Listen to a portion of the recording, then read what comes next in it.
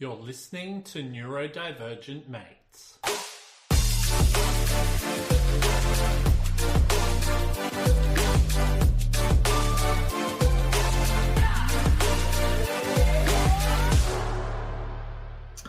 Hello and welcome to another episode of Neurodivergent Mates. I'm your host, Will Wheeler, and today we're going to be covering some really awesome stuff. So universities, neurodivergent, and the future of neuro-inclusion with Cas Guerra. Did I pronounce your name all right?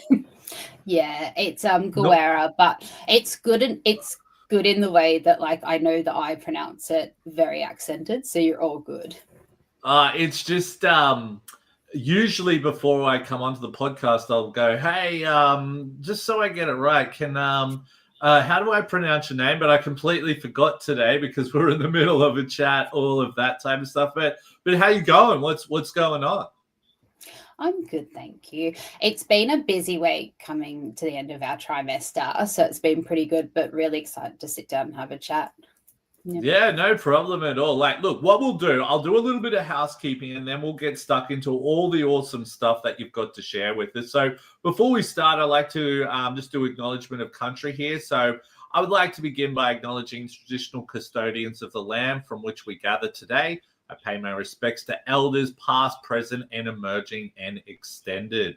I didn't actually put all the rest of it in there. But that's going to be towards Aboriginal and Torres Strait Islanders there.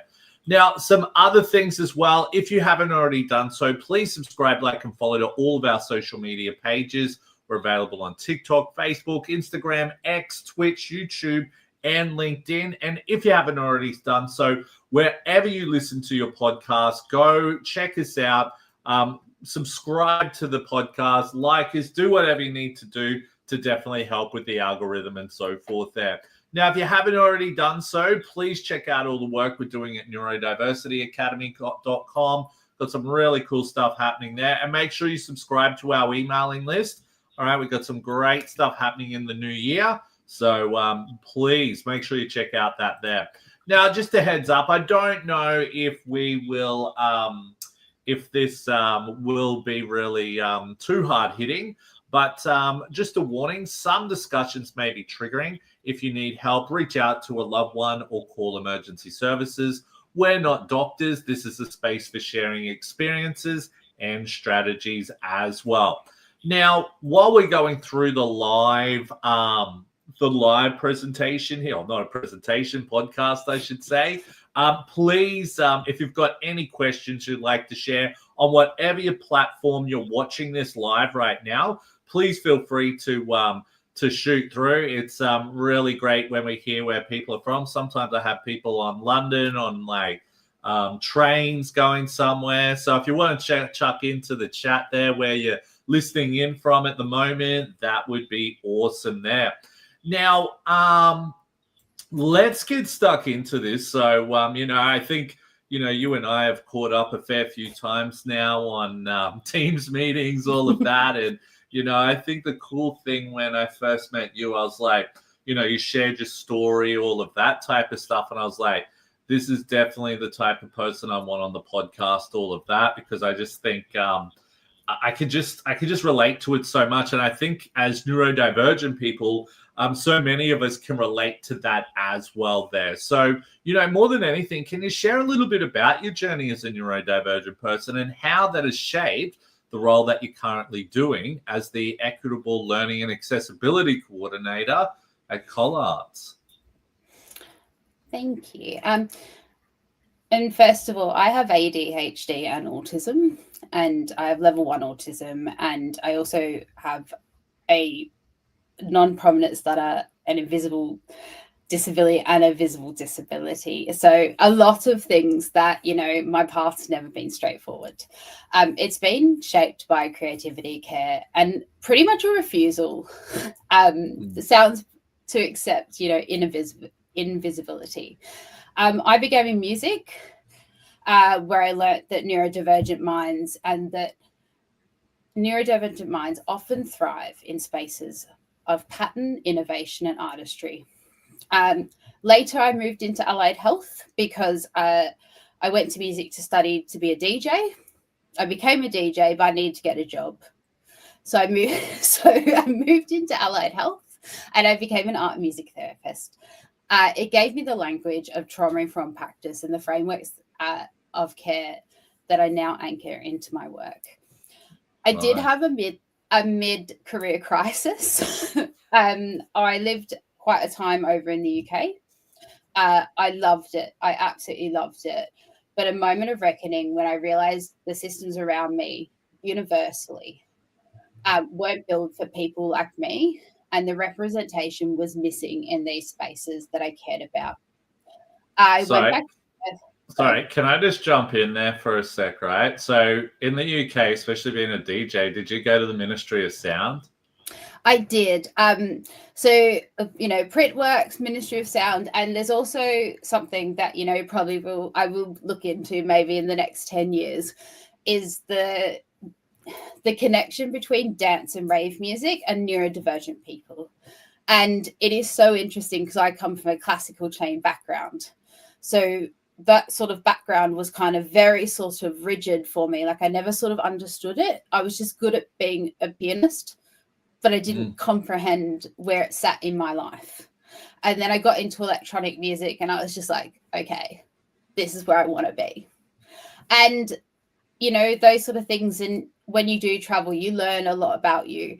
I was diagnosed with autism in the UK, and that was a big thing because it started to affirm a lot of what I believed I was. And it started to build that identity and not kind of feel like, I had such diverse needs, but I wasn't a burden anymore. And that, studying community health and going back to university was a challenge because, I saw even in a discipline, a degree that is so empowering because you are doing so much in community spaces. You are, sitting in your practitioner role, but building on that. But the one thing I noticed that there wasn't representation of a person like me. There wasn't someone with lived experience that was sharing that. And that's when I went into teaching.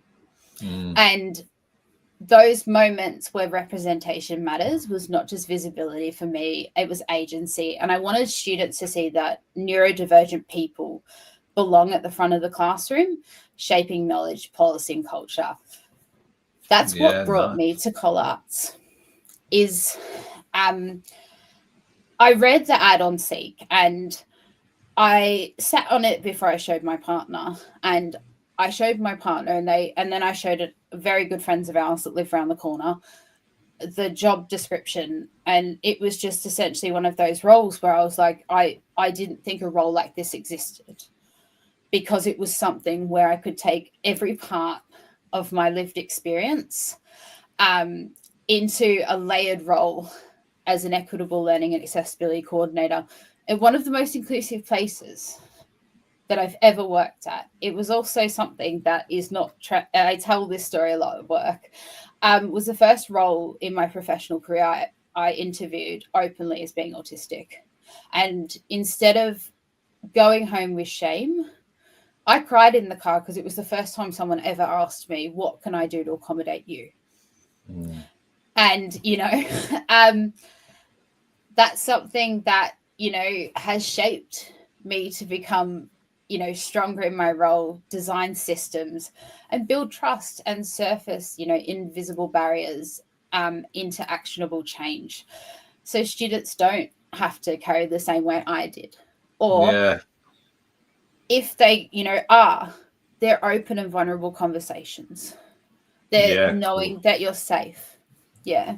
Yeah, cool. And so, moving on from that, did you find sort of like, because like you've experienced that maybe when you were studying or maybe in workplaces, all of that, it's sort of like, it's sort of a bad way to sort of look at it, because you've struggled with some things there. You've been able to sort of come into this environment where you're very well supported and you're able to put into place what you want in the long run type of thing. Is that correct? The agency in that statement is so powerful, because I know that there is a lot of work in a lot of higher education and university spaces where I do feel supported. I know there's a lot of work to come as well too, and I think it's wild. Yeah, those sort of side of things. Yeah, no, that's cool. That's cool. Sorry, can I just go back to your DJing type of stuff, right? And I'm always interested in certain things in regards to, especially neurodivergent people in pretty loud sort of places. I would say a nightclub could be the sensory overload would be pretty crazy at times. So how did you deal with that type of stuff? Like, was that a burden, or I don't know. It's interesting because it's like sometimes I just feel with some neurodivergent people that we are able to sort of put up with those types of things, or what was that like for you? It's so funny that you asked this, because I was actually explaining this to someone else the other day who asked a similar question. And I was 16. I was sneaking into nightclubs. I told, promoters and club owners that I was 21. And I would basically just go there, play, and sit in the corner. And I didn't realize until I went through my, actually studying allied health and that sort of side of things, that it wasn't just me being weird. It was just, I was so overstimulated that I would shut down completely. And, those sort of things where I just, but that sort of, say, hour of power or 2 hours of things like that was just like another world. It was like a parallel universe. And then as I've kind of, grown older and things like that, like I still do love going to like Meredith Music Festival, but the earplugs that go in my ears, like are blocking things out. Yeah, I'm not, going things. So it's kind of, as you learn, but it is such an interesting question, because I think it was like, one of those things where I just kind of played and left, or just played and kind of, Oh, so you didn't hang around like you did. I suppose maybe the social aspect of it wasn't probably a thing for you, correct? No. So it's quite funny when you look back on it, and I can look back and laugh on it now, but I also just had no self-awareness of it. Like it was just kind of like, yeah, cool, see you later. Where, obviously, if it was to become a second coming and become a career again, I would know things about networking and like, being with like festival scenes and stuff like that. And, I was very fortunate to play festival scenes in, in Australia as well too. And like still same format. Yeah. You just do your stuff, go home. Yeah. Yeah. But it's kind of one of those things where you laugh back, and I always say, like, there's always been signs. Yeah. But it was such a big part of, and still is a big part of my life. And, still having a lot of like a live music setup and a digital setup for music, creating music in my spare time is still quite a passion that I still, have such a place in my heart for. And I don't think that fire will ever burn out. Yeah. Maybe going to the clubs on the weekend but yeah. Do you have like your deck set up in your room where you just quickly get on and have a bit of a play around? It's a little bit more extreme than that. It's kind of more just having like a whole music setup. So I have cool. MIDI keyboards and like drum pads and like different types of instruments and stuff as well too.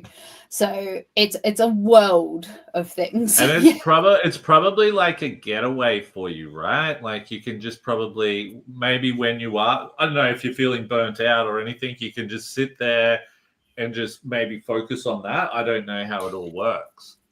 It's very intricate, but very simplistic at the same time. And it's just one of those things that is just so great. And you kind of like shift your mind, you shift kind of things that are worrying for you.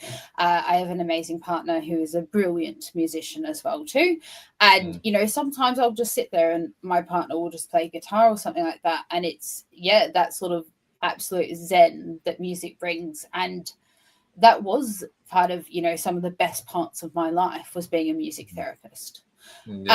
Because you're constantly regulated, and I worked in, very high risk environments, but, with really fantastic outcomes. And, Yeah, that's pretty awesome.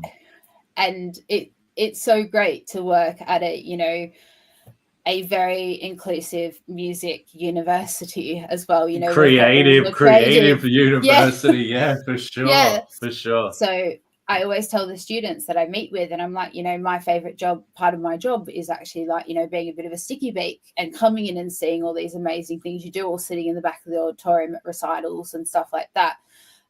Because it does still, shape that identity that I do have. And it's something that, will always be a part of me.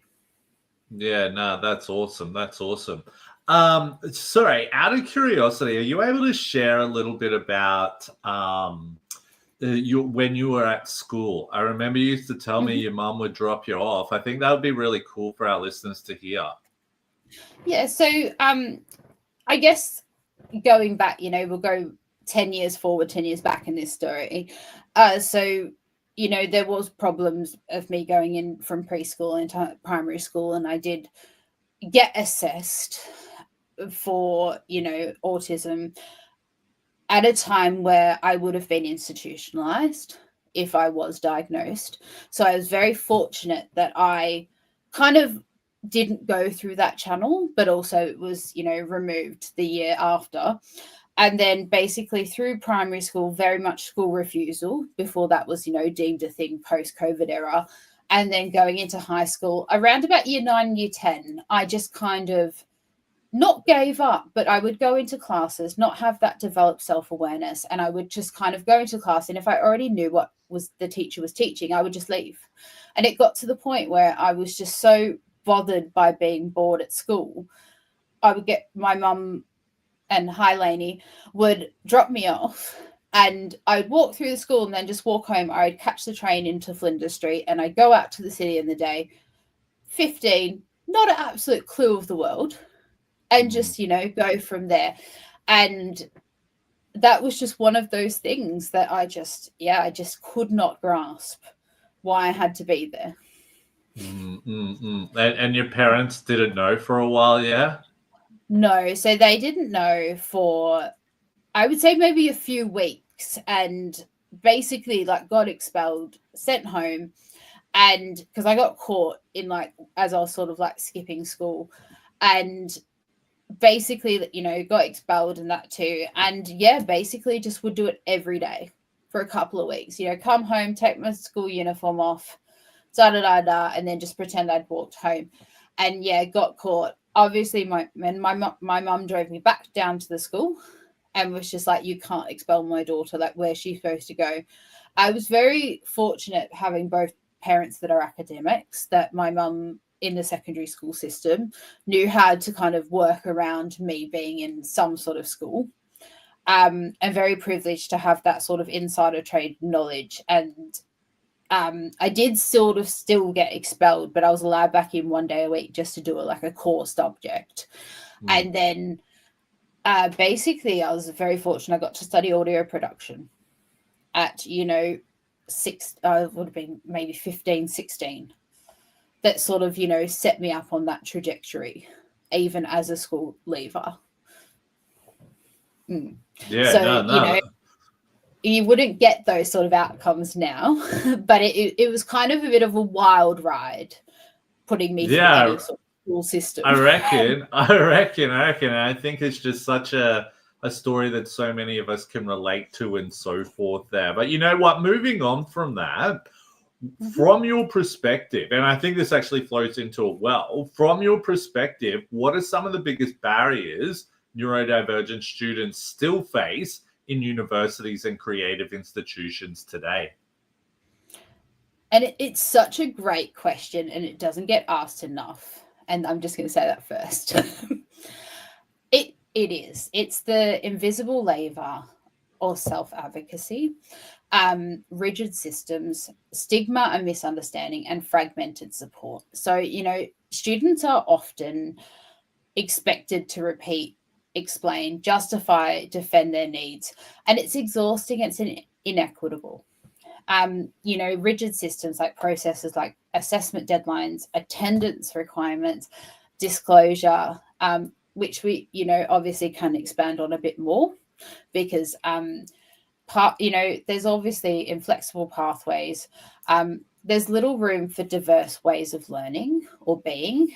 And, one of those things, neurodivergence is often seen as a defect rather than strength. And that sort of, goes into that fragmented support where, like, there are accommodations that exist, and this is universal. It's not sort of, aligned just to us. It is universal. And, the accommodations do exist, but they're reactive. 9 times out of 10, if an accommodation's made, it's because something's happened. Yeah, exactly. And that's the hardest part. And, I've experienced it in my own postgraduate studies and that as well too, where, I did the right thing. I asked for the help. I went in for support, but it was still only delivered to me in a reactive notion. And that sort of sits with the inconsistency and poor communication, and just not. And sometimes students do fall through the cracks, and it's not because their ability; it's because it's because we talk about, not having those regular checkups and that things as well too, and they are the biggest barriers so far. And not only just ones I've experienced. Yeah, totally. And I think in your role, when you first started, what surprised you most about sorry if I'm throwing a few curveballs here, but what stood out to you most that maybe you didn't realize, being on the other side of things than being the student now? I think it's more the fact of that people do care and people want to learn. It's just that there's no like workplace person. I was very fortunate. I was in a position before I do come to Collarts where I would go out to companies and, talk about neurodiversity inclusion. But that was for workplaces and things like that. And that was also part of, sharing that sort of, we need to support people outside of just being like, we have a sticker on the door. And that was something that coming to Collarts, I was just so shocked at the fact that it was just normal. That, there wasn't this glorified sort of thing of like, we've got someone with autism coming into work here. It was just like, hey, what's up? And it was, the first couple of weeks working at Collarts, like I was coming home in those moments where I was actually in tears, and it wasn't because I was upset. It was because I'd never been so accepted. And it's such a beautiful thing. And, there are still, moments where I come away and I go, how, like, what is this utopia? And it because it's so hard to find. It's hard to find that. Yeah. You know what I mean? It's not easy. No. And it makes, even on the darkest days, and we all have them, it makes those moments better because you can come back through it. And, those sort of examples, and a fantastic, working on a fantastic leader, and, having a leadership team that cares. And it's no longer like a TED talk on what everyone's doing wrong. It's a collaborative project. And that's the way things should be. And, and across the whole sector. And it should Yeah. It shouldn't be like, just like, you guys are doing it right. It should. Well, look, I think what it will probably be is that we need organizations to set the standard, right? And then once that standard's been set, really lead the way and really help others to be able to do the exact same, if that makes sense, 100%. And I think yeah, totally. And I think as well is that, leadership plays a huge role. Seriously, I was only speaking to someone today about some research they're doing or something like that. And really awesome person, but they're doing some research with like an organization who I know don't have, the leadership backing it there. And it's sort of like, why are you doing that? But this company is like broadcasting, hey, look at us, we're neuro-inclusive. And it's like, well, you're missing so many key things. And, yeah, these people want to do some great things, but you're not, it's not going to help the situation. All it's going to do is just, I don't know, that put a pretty bow on it and look good for the organization rather than make that real change, if that makes sense. Real change is different from looking as if you're making change, if that's what I mean. Yeah, and I think that's kind of where I say the kind of sticker on the door. Yeah, exactly. Is, it's kind of like one of those things, and that is 100%. And, it doesn't have to come overnight. It has to just have, something that I was told in my studies in health was I had a lecturer that I think probably hated me, but still passed the subject. And they explained the terminology of like a speck of sand in the beach is still an impact. You don't have to have sandcastles straight off the cusp, Yeah, exactly. And it's just something that, even in my teaching, I've said it in my teaching, I say it to students now. When you start, looking at the specks of sand, you'll start to see the whole beach. And, it probably one of those things that didn't hit where it was supposed to when I was told it, but something that has kind of, I've kind of taken my own version of it. And, that's how it kind of was one of those things. And 100%, when you do have, a fantastic academic faculty, a fantastic leadership academic, that are neuroinfirming and want to learn more, that's when, change happens. You might still have those specks of sand, but, you're putting together those sandcastles as slowly. And there might be waves that come and, push them down, but at least you're all still at the beach. Yeah, totally. See, the only thing I would probably say is that what I sometimes see is that there's people who are, we want to make impact, like you were just saying there, but I see people still doing it the same way. It's like, okay, we need to make serious change here. This is where we need to start, but then they're still starting at the bottom. And it's like, we know what happens down here. We know what's going on, but we need this up here. We know that that's where the change needs to start. You know what I mean? And I think that's the hardest thing sometimes is that within some organizations, and this doesn't go just for tertiary. Well, it goes for tertiary and it goes for, any type of organization out there that, if we start from people in the middle there trying to go, yeah, let's get behind this, that is great. But really, to make that serious change, we need that from the top as well. That's the unfortunate thing. And that's the hard part with it, So, I think that's why, especially with us, with Neurodiversity Academy, that's why that plays such a huge role in us going, I think this is an organization we want to do something with, rather than, please, let's do something with you. It's better off if we go, no, where you're not an organization we need to do stuff with, and more go, this is the organization that we need to do stuff. And if that means losing out on money or whatever as a business, that is fine with us, because it will be better in the long run, if that makes sense. 100%. And and it might not just be the time or the people, the backing or people in the right positions, but I think, the more we kind of have, those, and I'll say accommodations, and, it's a discussion. It's, it's never about fixing students. It's, it's in like those sort of things. And like the arts have always been a refuge for neurodivergent people, but it's not just the arts. We're seeing lots of other industries that are led by fantastic neurodivergent individuals, but it still comes back to the same thing, is keeping that conversation going. It might not be the right time for people that come through you, but that conversation in the workplace is the same, is so impactful. And those sort of shifting proactive, neuro-inclusion is kind of looking at, the accommodations. looking at not patching gaps and, after harm has already occurred. So, something that shift looks like, and something that I absolutely love, is universal design of learning.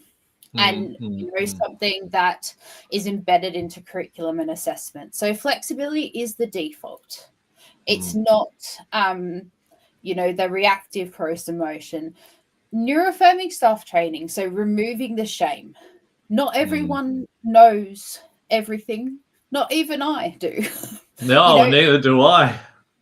And, building that neuroaffirming, the trauma-informed care staff training that equips educators. So you're building that confidence to see difference as strength and not disruption. And, coming from being a disruptive student, but, not with the intention of doing it on purpose. I think that sometimes, even having conversations with academics and going, let's work out, like, you've already said the student's overwhelmed. Let's bring it back to it. And just be like, is it something where, it's just the student needs to leave the classroom, get some water, comes back, or, the breaks need to be a little bit longer, and those sort of things is building and embedding neuroaffirming design.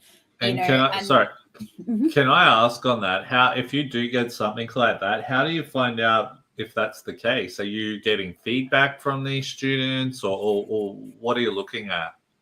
It's a two-way street. I sometimes I do have program leaders, program coordinators, and academic sessional staff reach out and just say, hey, Cas, got a student in our classroom. I don't know if they have an access plan with you, or is there extra support? I think they might need support. What can I do? And it's just a lot of, sometimes it might be a meeting or a coffee catch up, or just kind of working things out to be like, okay, I can see this student has an access plan. It's a bit out of date. Let's do it again. I'll reach out to the student, or if you'd like to reintroduce me to the student, and we'll work out a better plan for the student. And it may be, an access plan I've written, and I just have to go back and readjust it so that, those accommodations sit, in a better empowering. Yeah. Because what you'd probably find is that when you do create that access plan, for example, you might be putting in ideas that could work. You don't know if they'll work or not. And then you may come back to it, and then maybe they didn't work and you're able to change, or even the student might be able to contribute to it and say, hey, look, I'm thinking this and that. And I think this is why it is so important that, these types of plans are developed, because, I've worked with some organizations that just don't even have, certain plans in place to help the student. And I think the big thing about having some type of plan in place is that you can see it. Do you know what I mean? You can visually see things, and the student can go away and look at that and maybe even think about it, then bring some of their own ideas and input to that plan, and they're feeling a part of it then. What's your experience on that? And that is just 100% correct. And that's the normalizing those access conversations. It's really about moving from fixing individuals to fixing systems. And when we talk about fixing systems, it's not the computer we turn on. It's the, kind of looking at the way we use inclusive language and having those normalizing access conversations. Like when we model openness about our own needs, and, students feel safer to disclose them. So when we use real world examples, instead of, showing a VHS on, neurodiversity 20 years ago, we're saying, hey, I understand where you're at. Is there something that I can do to accommodate you? Is there something that, having the fact that, I get to do a presentation to some of our stage 1 students that is just basically like, here's my dog. I have autism and ADHD. Here's my email address. If you ever need help, come see me. You don't, and kind of being like, we're all real human beings here. It's not a punitive measure to come get an access plan. It's something that when I did come into my role here at Collarts, it was something that I looked at it and I was like, these documents should be empowering documents. They should be documents that students walk into the classroom, go, hey, I'm Cas, I've got autism, I've got ADHD. I just need this accommodation made for me.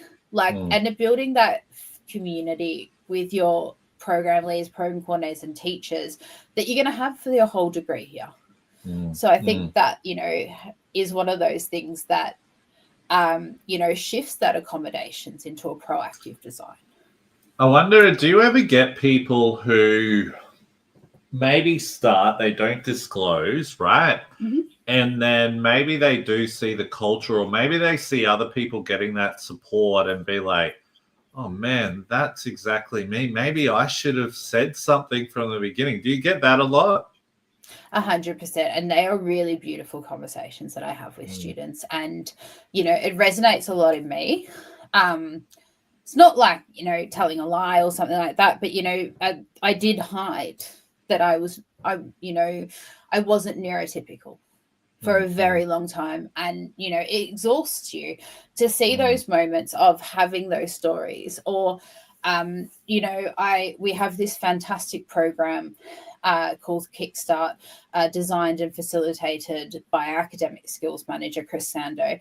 And I get the opportunity to share a very, very like kind of beautiful presentation that celebrates difference and, you know, the vulnerability. And I share my story. And I've had students that have come to see me in the weeks after that presentation and said, because you shared your story, I asked for help and I came to see you.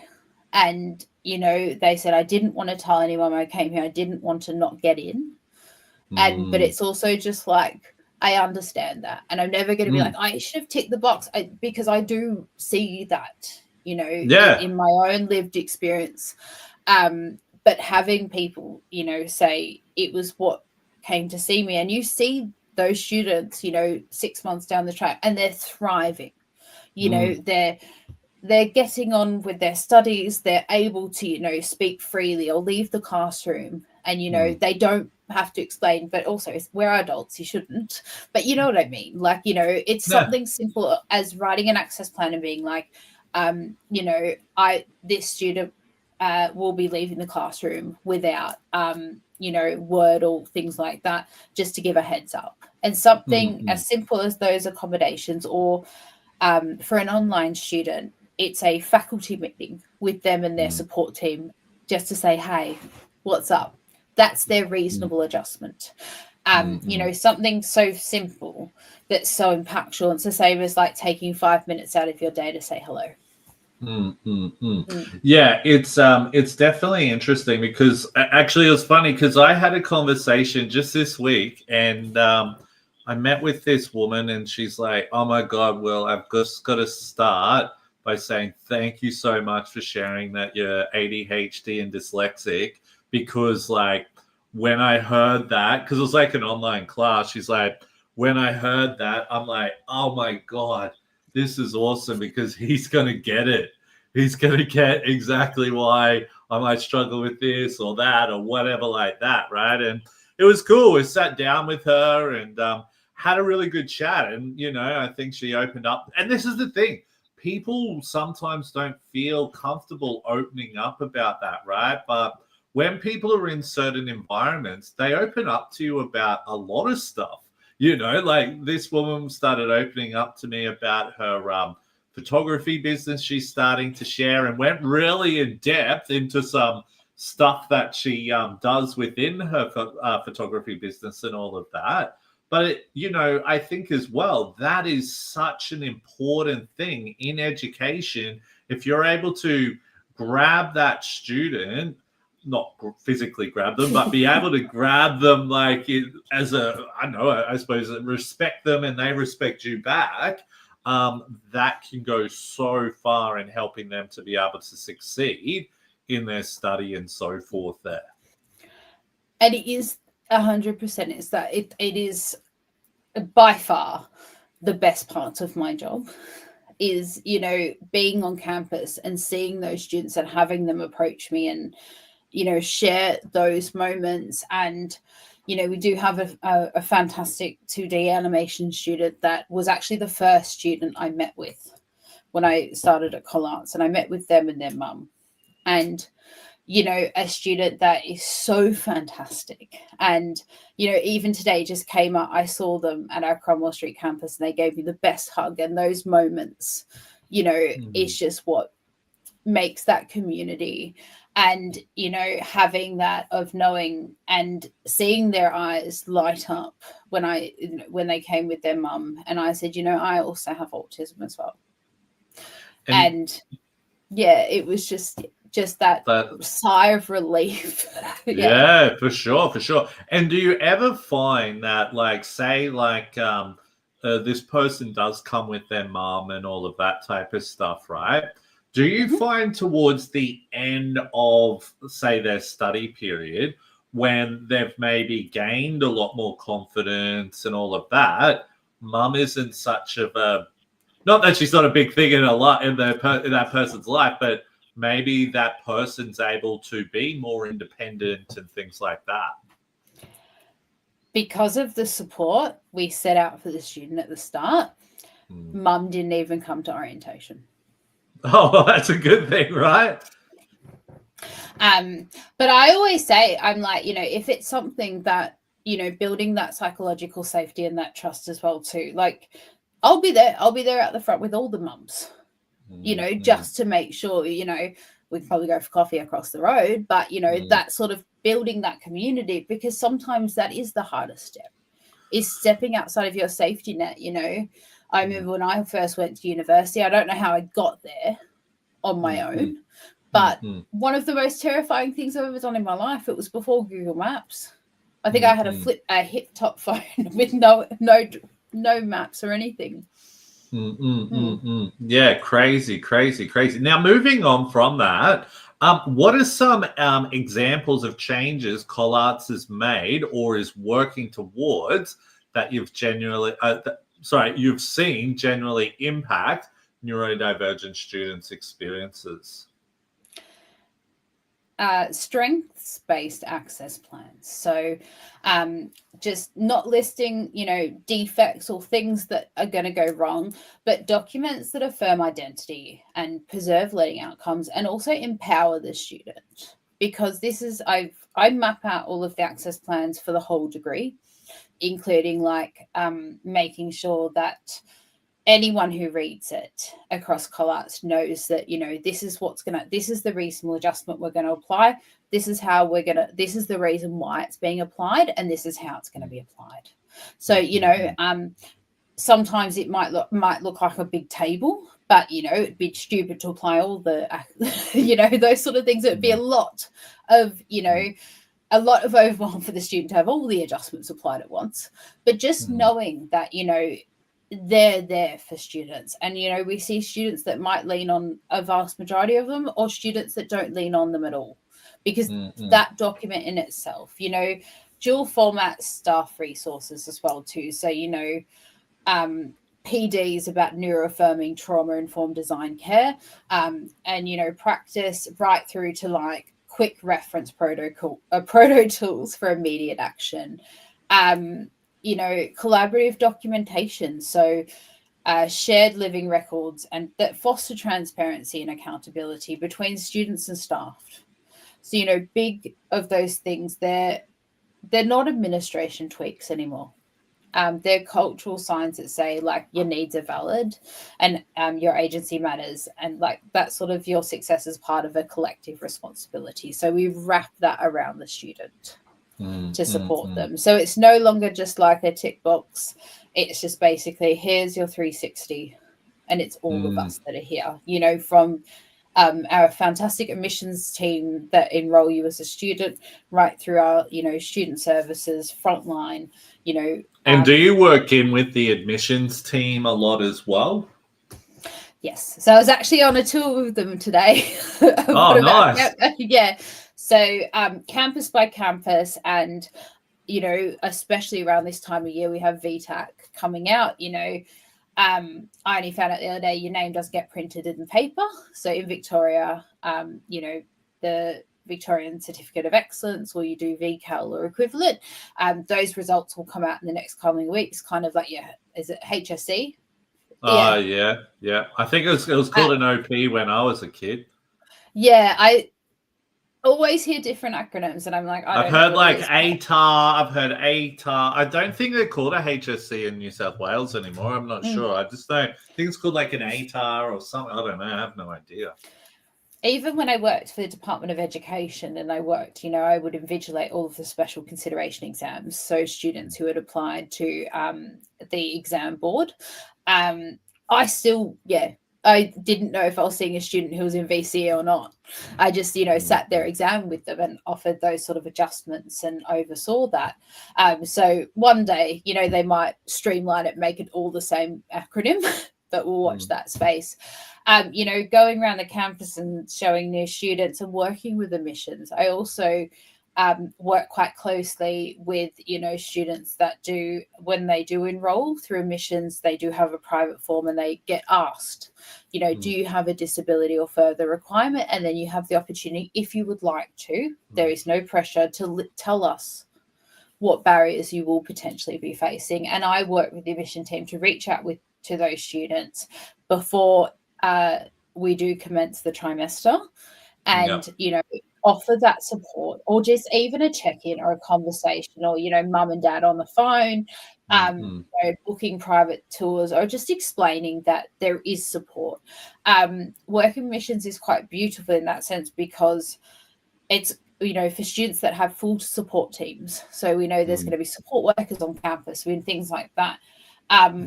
Sitting with parents and that and explaining, this is the support model, these are the people we're going to reach out to.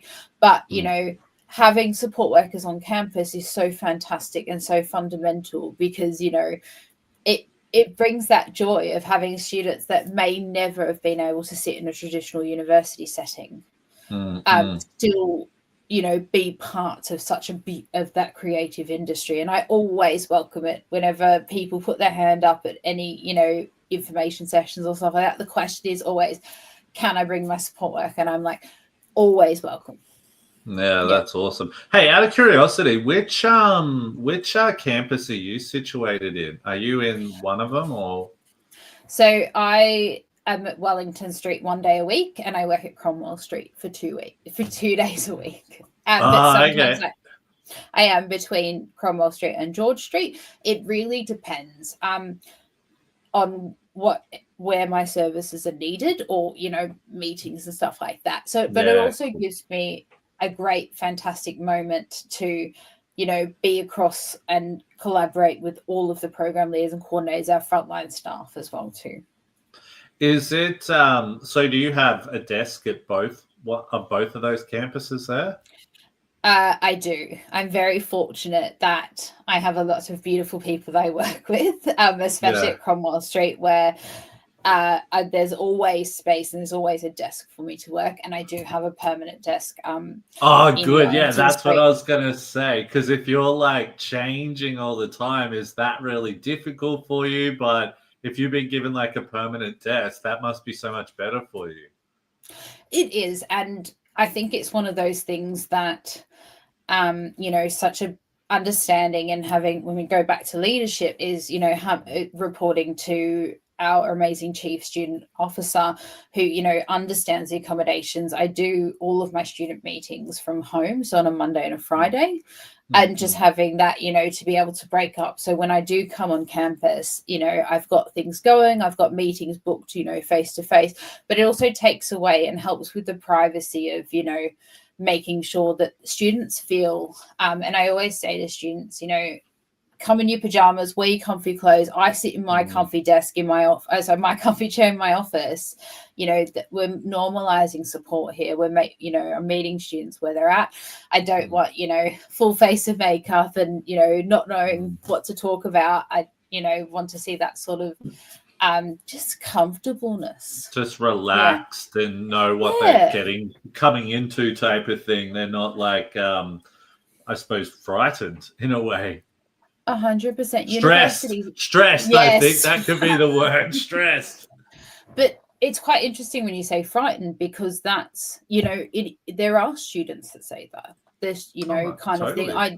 I didn't know what to say, or that as well too. And that's why I'm just like, that normalization of like, come in your pajamas. You don't have to have your camera on. It's a phone call about you and how you learn and what barriers that you've experienced before or you're going to experience ongoing. And and that's kind of where you sort of sit in that universal design of learning and proactive shift into inclusion. Yeah, totally. Can you just share with the listeners why it is so important that you do have, like, you go to the exact same desk when you get to Cromwell Street or whatever streets they are in the same way? Because reason why I share that is I remember and I didn't work for this organization for long. I remember I went to this organization and, the organization that we were sort of dealing with, they said, oh yeah, you can book in desks. We'll give them the regular desk. Then we get there, and then people would be sitting in like the desk that these neurodivergent people had booked. Can you just share with the audience why that's so important that you're going to the exact same desk every time and all of that type of thing? It builds pattern recognition. So it means that you have that safety and there's different ways of people explain psychological safety, but that is one of them. And, that fact of knowing that you're coming in, rain, hail or shine, angry, sad, happy, or things like that, but you have that safe place and you have that moment, even if it's, you're beamed in shoulder to shoulder, it's consistency. And neurodivergents do rely on structure and consistency, and we are the best at pattern recognition. I watched a video on Instagram the other day that just said, channel your neurodivergent mates, especially when they talk about looking at things in the future. And then it's also like, because it is that pattern recognition, we're click to go things, but the downside and the double-ended sword of that is, speaking about booking a place or that as well too, is when it doesn't go right, our worlds do crumble. Totally right. And it's a big thing, and a part of that bigger, broader conversation is the fact is, examples like this, for some people kind of like, oh, I wonder why they're asking that. But for every single neurodivergent listening, it's about, yeah, fair. Yeah, totally. It's these, but the thing is, it's not that hard, right? And then I think like all they have to do is, and I think this is where as well, like I've gone into some organizations and all they'll do is, I don't know, train the management on neuro-inclusion, for example, right? So the management know, okay, maybe this is what this person needs or what that.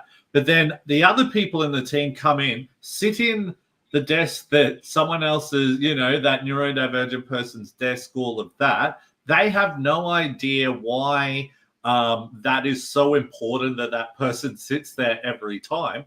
Then that neurodivergent person comes in, kicks up a stink, looks like an idiot because they're looking like they're unfair, all of that, where, I think this lack of communication and understanding can be a big contributor to making people like us look like idiots at the end of the day when it's not our fault at all.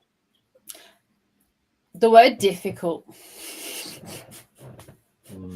I think the word difficult is the prime of this. And, I think that sort of neuroaffirming, and I think, having fantastic model of leaders, academics, whoever sits within, your power circle and the circle you control.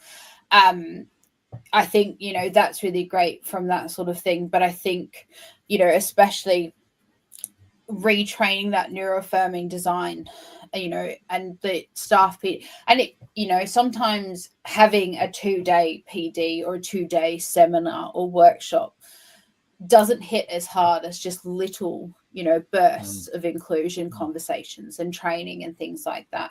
And, those sort of things of like opening up the conversation. It's, if it's the same as we accommodate people with a physical disability, it should have the same recognition as people with an invisible disability. And it's just something that, is on the works. And it's, you do see a lot of things pop up on, emails and lists that you've subscribed to, like, the conversations are happening, but it's sometimes, it is something that everyone does need to be on board, so that we do remove the word difficult and, difficult and over the top, or like just manic and those sort of words out of our vocabulary. Or if we are going to use them, we use them for what they're used for, not to describe people with who are neurodivergent, or have any sort of other requirements. Like, we should be treating disability the same across every form of disability. Totally. We are getting to the end, so I'm just going to skip a few questions because it's been a really great chat. But like, and look, we only have all the questions there just in case we need them. Sometimes we go off on a tangent, and that's really good. But for neurodivergent students who might be listening and struggling to navigate university systems, what advice or reassurance would you want to give them based on your experience? You're not broken and you're not a burden. Your needs are valid and your strengths are real, and your presence enriches every institution. Navigating university can feel overwhelming, especially when systems aren't built with you in mind. But you are not alone. There are people, frameworks, and communities working to support you. And while it might not be as visible as you want, asking for adjustments is not a weakness. It's an act of agency. Every time you advocate for yourself, you are shifting the culture for those who come after you, in the same way that I became a teacher. Hold on to that truth, and your voice matters. Your experiences is shaping the future of education, and keep those conversations going. Send in those emails. Tell people what is not working. I wish I was a mind reader, but I'm not. But one day. But those conversations are so enriching. And sometimes when you feel like you don't want to send that to your, professor, to your academic, to the dean, to your sessional teachers, and that as well to the teachers that shape your education, send them, let them know. You're not a burden. Yeah. Totally. This is never, inclusion isn't about favor. It's the foundation of creative work. And the arts is always a place for inclusive practice. Totally. Totally. If the arts don't accept you, I don't know who will. You know what I mean? Like, I think that was probably built on neurodivergent minds, the arts, but you know what? I think it also comes down to, and I think this is what we're trying to work towards at Neurodiversity Academy is helping people to connect with those right organizations. I think finding it's just like what you spoke about with when you first started with Collarts, is that finding your your tribe. Do you know what I mean? And it's the same when you're studying as well. If you can find a place that is you and can really work in with you, it's can help so much. You know what I mean? But pretty awesome stuff there. But look, we're pretty close to the end here now. So finally, if people want to connect with you or follow your work, where's the best place to find you, or where should they go to, or what could they do? I was going to say, I don't have the slide behind me with the photo of my our amazing dog Daisy and my email address. Maybe for next time. The best way to connect with me is through the Equitable Learning and Accessibility page on the Collarts website, or you can email me at ELA. So so as in Equitable Learning and Accessibility. So ELA at collarts.edu.au. I'm always up for a conversation or collaborative, and I think this firsthand as well too, Will. I'm always, up for a chat or building a community or having, seeing how other people do things, and just kind of, just having those chats and keeping those conversations going, because once they stop, there's not going to be a future for inclusion. if people stop Totally. And honestly, I think it's only going to grow, my friend. You know what I mean? Considering like the numbers, the diagnosis rates, it's only going to get higher. So if these organizations want to ignore that, there's going to be organizations who do take that on board, and that's where, you know, they're going to fall behind. But look, Cas, thank you so much for being on today. It's been really good to hear a lot of your story and hearing about the great work you're doing, all of that there. But look, thank you so much. And, you know, for all of our listeners, if you haven't already done so, please subscribe, like, and follow all of our social media pages. My name's Will Wheeler, and this is Neurodivergent Mates. Till next time. Thank you.